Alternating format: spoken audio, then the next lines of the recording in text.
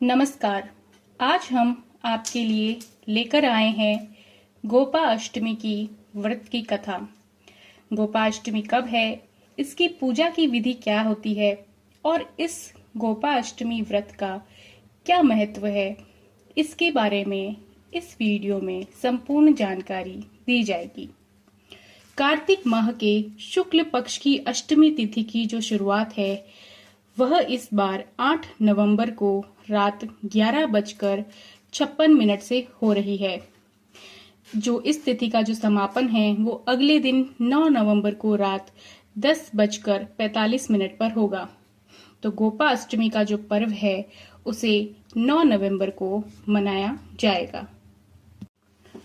गोपा अष्टमी के दिन गाय और बछड़े दोनों को सजाया जाता है और सुख समृद्धि की कामना से उनकी पूजा की जाती है। हिंदू धर्म में यह मान्यता है कि इसी दिन से भगवान श्री कृष्ण और बलराम ने गौचरण की लीला का प्रारंभ किया था। यह पर्व जो है वह मथुरा, वृंदावन तथा ब्रज के क्षेत्रों में प्रसिद्ध त्योहार के रूप में मनाया जाता है। हिंदू धर्म में गाय को माता माना जाता है। इसी प्रकार गाय को धन समृद्धि की देवी और लक्ष्मी जी का अवतार माना जाता है। इसीलिए गाय को माता के रूप में भी पूजा जाता है। गाय का संबंध भगवान विष्णु से भी है, जिन्हें ब्रह्मांड के रक्षक और पालनकर्ता के रूप में हम जानते हैं। ऐसा भी माना जाता है कि गाय में 33 करोड़ देवी देवता का वास होता है, इसीलिए भी गाय की पूजा की जाती है। माना जाता है कि जो लोग गौ माता को पहली रोटी खिलाते हैं उनके घर से कभी बरकत खत्म नहीं होती है। गौ माता का दूध तो पौष्टिक होता ही है, उसी के साथ गौ माता की मूत्र से भी अनेक दवाइयां भी बनाई जाती है। अमृत मंथन में जितने भी रत्न प्राप्त हुए थे उनमें से एक कामधेनु गाय माता भी थी और शेष गाय उन्हीं की संतान थी। कामधेनु ऐसी गाय थी जो सबकी इच्छा पूरी कर दिया करती थी और हिंदू धर्म में गाय को बड़ा ही शुभ माना जाता है। जो इसको पालन करते हैं उनके घर में शुभता हमेशा रहती है। इसीलिए कहते हैं कि गायों को चारा देना और उनकी सेवा जरूर करनी चाहिए। गौ माता को देवतुल्य समझा जाता है। जहाँ गौ माता खड़ी होती है उस जगह का वास्तु दोष भी अपने आप ही खत्म हो जाता है। गौ माता का दूध अगर बच्चे पीते हैं तो बच्चे हष्ट पुष्ट और बलवान भी बनते हैं। उनकी बुद्धि भी तीव्र होती है। गौ माता के गोबर की धुनी घर में कर देने से नकारात्मक दोष भी समाप्त होते हैं। इसके साथ ही गौ माता के दान को महादान भी माना गया है। आइए गोपा अष्टमी के दिन गाय की जो पूजा है उसके महत्व के बारे में जानते हैं।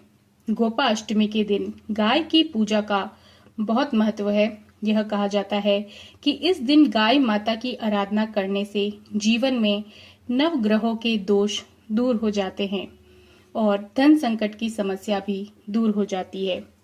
आइए अब गोपा अष्टमी के व्रत की कथा सुनते हैं। एक बार बाल गोपाल श्री कृष्ण जब 6 साल के थे तो वे अपनी माता से कहने लगे कि माँ, अब मैं बड़ा हो गया हूँ और इसीलिए अब बछड़े चराने नहीं जाऊंगा, मैं गौ माता के साथ जाऊंगा।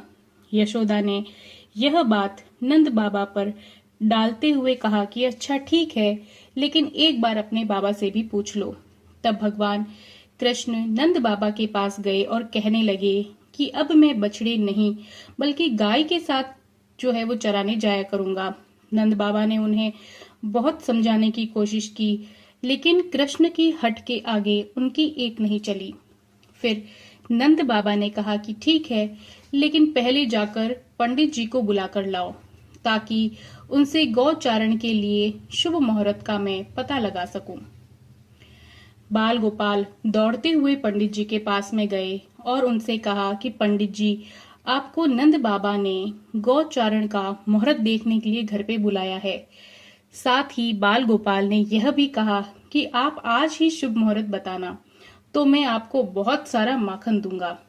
पंडित जी नंद बाबा के पास में पहुंचे और पंचांग देखकर उसी दिन का समय गौचारण के लिए शुभ बता दिया और साथ ही यह भी कह दिया कि आज के बाद से 1 साल तक गौचारण के लिए कोई अन्य मुहूर्त नहीं है। नंद बाबा ने बाल गोपाल को गौचारण की आज्ञा दे दी। भगवान श्री कृष्ण उसी दिन से गाय को चराने के लिए जाने लगे। कहते हैं कि जिस दिन से बाल गोपाल ने गौचारण शुरू किया था, उस दिन कार्तिक मास के शुक्ल पक्ष की अष्टमी थी। भगवान द्वारा उस दिन गाय चराने का काम आरंभ करने की वजह से ही हम इस दिन को गोपा अष्टमी के दिन के रूप में मनाते हैं। आइए अब गोपा अष्टमी के पूजन की विधि के बारे में भी जानते हैं। इस दिन बछड़े सहित गाय का पूजन करने का विधान है।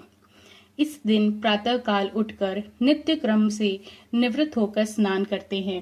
प्रातः काल ही गायों और उनके बछड़ों को भी स्नान कराया जाता है। गौ माता के अंगों में मेहंदी, रोली, हल्दी आदि के थप्पे लगाए जाते हैं। गायों को सजाया जाता है। प्रातः काल ही धूप, दीप, पुष्प, अक्षत, रोली, गुड़, जलेबी, वस्त्र और जल से गौ माता की पूजा की जाती है और आरती उतारी जाती है। पूजन के बाद गौ ग्रास निकाला जाता है। गौ माता की परिक्रमा भी की जाती है। परिक्रमा के बाद गायों के साथ कुछ दूर तक चला भी जाता है। जैसे श्री कृष्ण गायों को चराने जाते थे, उसी तरह गायों की परिक्रमा करने के बाद में गायों के साथ कुछ दूर तक चलना चाहिए। जय श्री कृष्ण।